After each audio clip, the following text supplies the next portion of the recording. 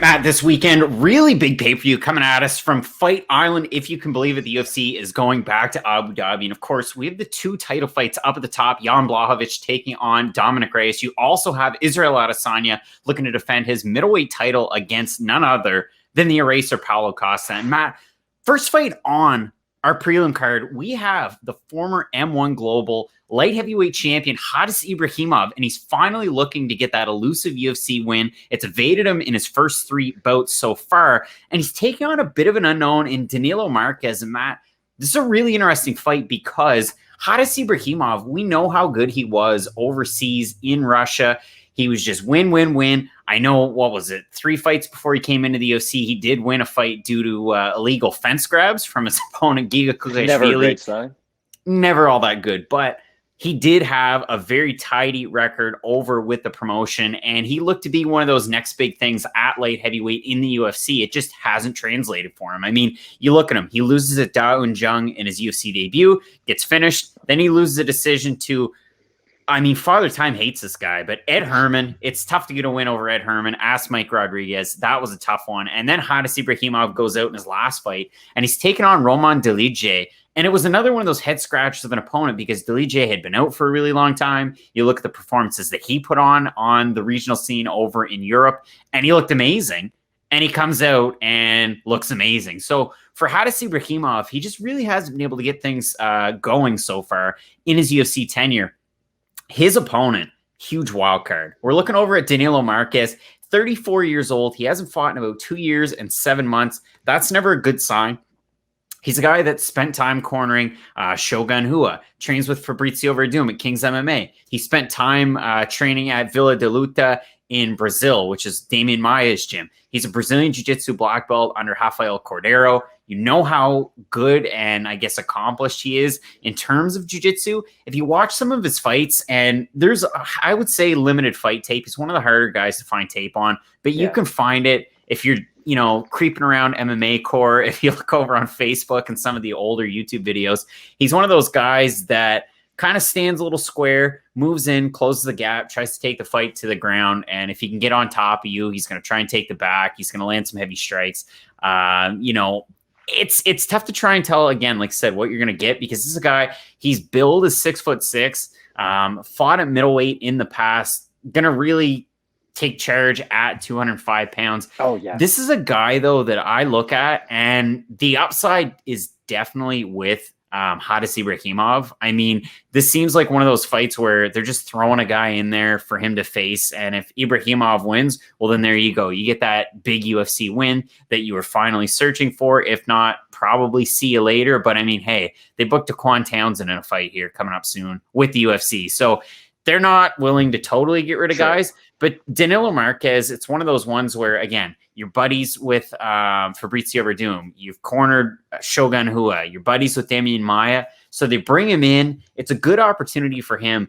But the other thing that I want to say before I hand it off to you, if you look at Danilo Marques' last 2 wins, he beat Clayton Caetano, who was 5-4-1 at the time.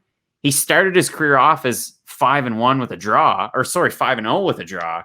And Danilo Marques was his 5th loss in a row. If you look at his opponent before that, Mark Polimeno, Mark was 0-16 going into that fight. So Danilo Marques, when he's fought the good competition, i.e. Myron Dennis, that you might recognize from The Ultimate Fighter, he was losing that fight. Mind you, it was a split decision loss, but that fight was a very long time ago. We're going back 3 years, 5 months, that split decision loss at LFA 9, which is actually a really good card. So go back and watch it. But this guy's such a question mark. Even from watching the fight tape, it's hard to tell what you're going to get.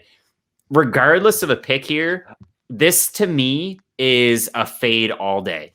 Okay, thank you. Because I was just about to say, you're giving Danilo Marques a really hard time, but you're acting like Khadis Ibragimov hasn't given you any reason to not be concerned about his UFC career up to this point. I mean, 0-3, like you would mention, if you come into the UFC, you're 8-0, you're this big time prospect, and it's not like we've even seen him get better fight to fight. It seems like he consistently looks worse. And for Ibragimov, and again for Marques, there's not too many times, and we normally agree on this, if a guy comes in on short notice to fight someone, they should always get a second fight because, it's never under 100% circumstances. You don't know how well they were training, how well they were able to make weight, whatever excuse you want to throw out there. But they normally do get another fight with the promotion. If you lose to Khadis Ibragimov, I don't know if you deserve another fight with the promotion. And it's not me trying to be hard on Marquez. It's just that's the point of Ibrahimov's career that I really see him at. The Ed Herman fight really summed it up. If you can get him past that 3-4 minute round, or 3-4 minute mark of the first round, that gas tank starts to fade early. I mean, we mentioned it in really all of his fights, but the Ed Herman fight, going the distance, it really showed that more than any other one. And it makes it really hard to pick a fight for Khadis Ibragimov, even though that's kind of how I'm leaning right now. Yeah, I mean, it is really difficult. Again, age, you're siding with a Russian fighter here, 25 years, 4 months when he steps into the octagon. You look over at his opponent, I mean, like I said, 34 years old, and it's tough. I mean, especially with a guy who hasn't fought in such a long time. The other thing that's a bit of a head scratcher to you, it might be to me as well, is the fact that Khadis Ibragimov have been a minus 175 favorite coming into this fight. I'm surprised they're not closer to pick'em odds. I really am, just because of the relative inconsistency of the Russian fighter since he's come in from M1 Global. And it's not to say that M1 Global fighters haven't been great lately, but ask Roman Bogatov how he's making out these days after his fight with Leonardo Santos. No longer with the promotion. So it's a tough one there. If you look over on Tapology at a 728 votes, 67% going with Ibragimov, 50% saying he's going to win by knockout. I think that's a pretty ballsy pick. I will side with the Russian fighter in Khadis Ibragimov. I think if he does get into too many compromising positions, he might be able to make out all right. I mean, Da Un Jung is on a huge run right now, getting submitted by him in your UFC debut. While it sucks, it's not the end of the world.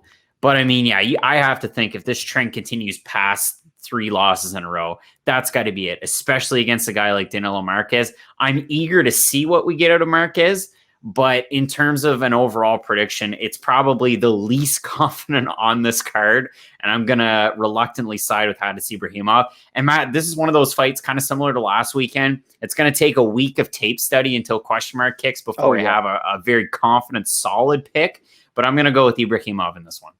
So it's hard to disagree with you, but I'm basically picking, do I like something that I've been really underwhelmed by over its last 3 fights, or just so many question marks in Danilo Marques? I'm going to side with Ibragimov just because there have been a few positives. I mean, he's got good wrestling defense.